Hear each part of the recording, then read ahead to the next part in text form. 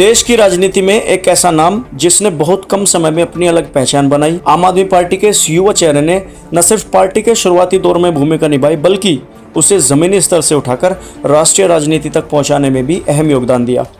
दोस्तों, आज हम आपको बताएंगे कि आखिर आप में राघव चड्ढा का योगदान क्या रहा और क्यों उन्हें पार्टी का एक मजबूत स्तंभ माना जाता है। राघव चड्ढा का नाम उन नेताओं में शामिल है जो पार्टी के गठन के समय से ही जुड़े रहे। साल 2012 के आसपास जब देश में भ्रष्टाचार के खिलाफ माहौल बना हुआ था और एक नई राजनीतिक सोच उभर रही थी, उसी दौरान उन्होंने आम आदमी पार्टी के साथ अपनी राजनीतिक यात्रा शुरू की। बताया जाता है कि दिल्ली लोकपाल बिल तैयार करने में भी उन्होंने अहम भूमिका निभाई। इसका मतलब यह है कि वो सिर्फ एक चेहरा नहीं थे बल्कि पार्टी की विचारधारा और नीतियों को बनाने में भी उनकी भागीदारी रही। समय के साथ राघव चड्ढा ने खुद को आपके सबसे प्रभावशाली प्रवक्ताओं में शामिल कर लिया।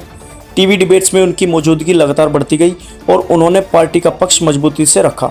चाहे विपक्ष के आरोप हो या सरकार के फैसलों पर सवाल, राघव चड्ढा हमेशा आक्रामक और साफ जवाब देते नजर आए। उनकी बोलने की शैली और आत्मविश्वास ने उन्हें कम उम्र में ही राष्ट्रीय पहचान दिला दी।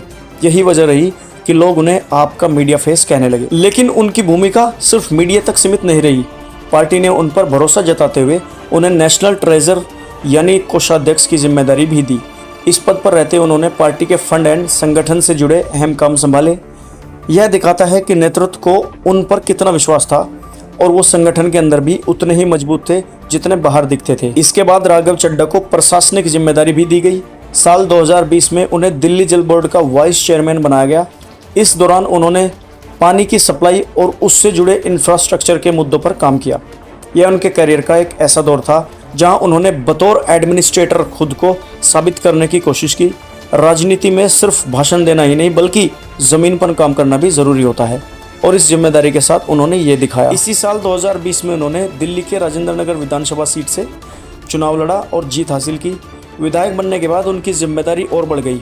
उन्होंने अपने क्षेत्र में काम करने के साथ साथ पार्टी की नीतियों को भी लागू करने में भी योगदान दिया। इसके बाद साल 2022 में उन्हें राज्यसभा भेजा गया जहां वो देश के सबसे युवा सांसदों में से एक बने। संसद में उनकी मौजूदगी ने आपको राष्ट्रीय स्तर पर और मजबूती दी। राघव चड्ढा की एक और बड़ी भूमिका चुनावी रणनीति में देखने को मिली। खासकर पंजाब विधानसभा चुनाव 2022 में आम आदमी पार्टी की ऐतिहासिक जीत के पीछे उनकी रणनीतिक भागीदारी मानी जाती है। पार्टी में उन्हें अहम जिम्मेदारी दी थी जिससे उन्होंने संगठन को मजबूत करने और चुनावी प्लानिंग में योगदान दिया। इस जीत ने आपको दिल्ली से बाहर भी एक मजबूत राजनीतिक विकल्प के रूप में स्थापित किया। राज्यसभा में भी राघव चड्ढा को महत्वपूर्ण जिम्मेदारियां दी गई।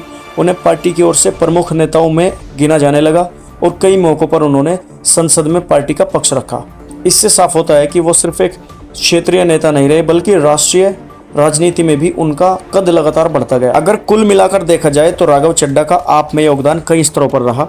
चाहे वो पार्टी की विचारधारा को मजबूत करना हो, मीडिया में उनकी आवाज़ उठाना हो, संगठन को संभालना हो या फिर चुनावी रणनीति में भूमिका निभाना हो, उन्होंने हर स्तर पर खुद को साबित किया और यही वजह है कि उन्हें पार्टी का एक अहम चेहरा माना जाने लगा। ऐसे में अगर उनकी भूमिका में कोई बदलाव आता है या वो किसी बड़े राजनीतिक फैसले की ओर बढ़ते हैं तो उसका असर आम आदमी पार्टी पर ज़रूर पड़ेगा, क्योंकि वो सिर्फ एक नेता नहीं बल्कि पार्टी के उन चेहरों में से हैं जिन्होंने आपको यहाँ तक पहुँचाने में अहम भूमिका निभाई। दोस्तों, आप इस पूरे मुद्दे को कैसे देखते हैं?